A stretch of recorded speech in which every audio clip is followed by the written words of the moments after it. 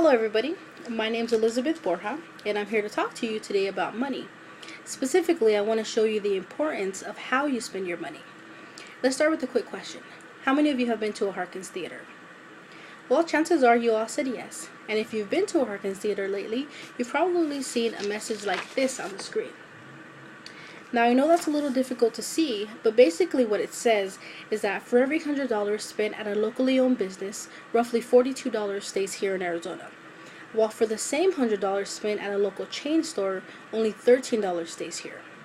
So today, I want to show you how your dollars are distributed after a purchase, how our dollars actually boost Arizona's economy, where you can go to find some local businesses, and answer some common concerns that people may have.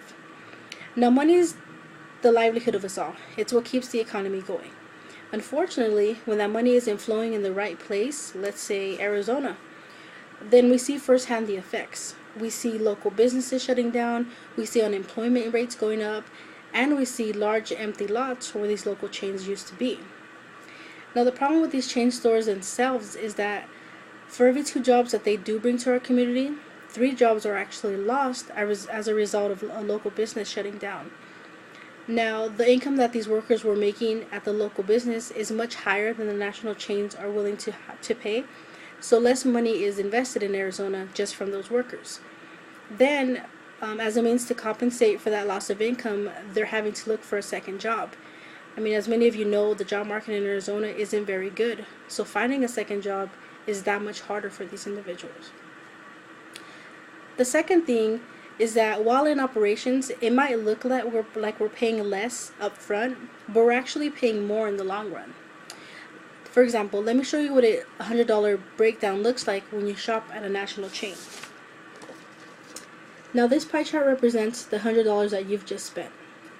Of the $100 that you spend at the national chain store has to pay local wages, local taxes, and contribute to schools, fire, and police department. That accounts to roughly $43. So the remaining $7 actually leaves Arizona and it never comes back. That's over 50% of the income that we're giving these places never gets reinvested into our community again. Lastly, when these chain stores find a better opportunity, they up and leave.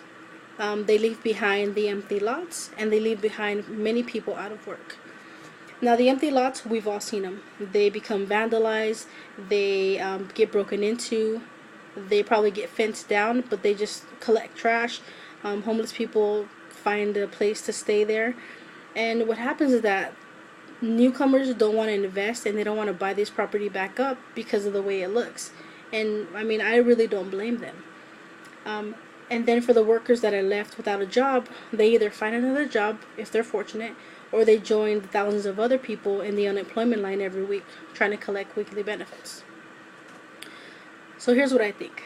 I think it's up to each and every one of us to keep as much money in Arizona as possible, because again, once that money leaves, it doesn't come back. I think it all starts with a little bit of knowledge. And what I mean by that is knowing where local businesses are so that we can visit them and buy from them. One of my favorite websites is Local First AZ, which kind of looks like this. Local First AZ is a nonprofit organization that seeks to educate and promote local buying. They have a huge business directory that's labeled by category. For example, everybody has to go grocery shopping. So you would use the list, search groceries, and you'll see that there's 16 stores in Arizona. Then all you have to do is find one that's close by or find one that looks most appealing to you and simply do your shopping there versus going down to Walmart, even though it might be a little more convenient. For example, my go-to is Bash's'. I'm not sure if any of you know that, but that's a local store. Now, earlier I showed you how $100 is broken down when you spend it at a national chain store. Now let me show you what it looks like when you spend at a local business. So that same $100, this whole area here is what stays in Arizona. Basically, the only money leaving our state is the cost of imported supplies, which is approximately $43. So that means that the remainder $73 gets reinvested in Arizona and for Arizona. Now, this $30 difference might not look like a lot by itself, but when you take into account the millions that are spent in Arizona every year, that extra $30 per 100 definitely makes a difference. Now, many people think that buying locally is more expensive than buying from a national chain.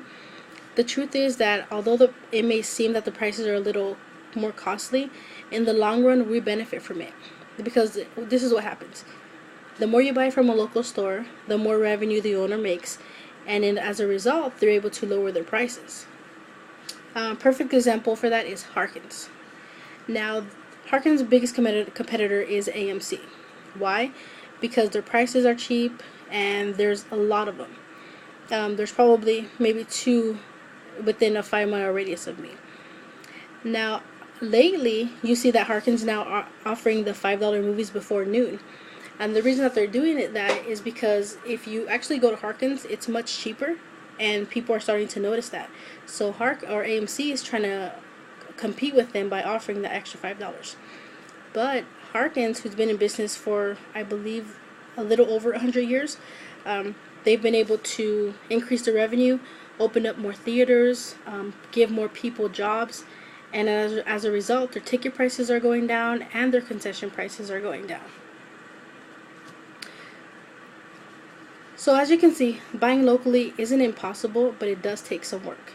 Luckily, you now know how your dollars are dispersed after a purchase, you know how those dollars boost Arizona's economy, and you know where to look for the local businesses. So here's what I encourage all of you to do. Visit firstlocalaz.com. I provided the link at the bottom. Peruse the business directory. Whatever you're looking for, chances are a local business offers it. So just give them a visit and make a purchase if it makes sense. Just remember, every time you make a purchase, you're exercising power of choice.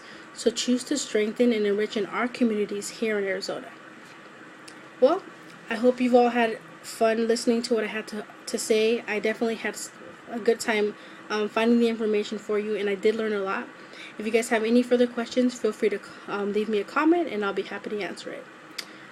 So I'll leave you at that. Thanks, guys.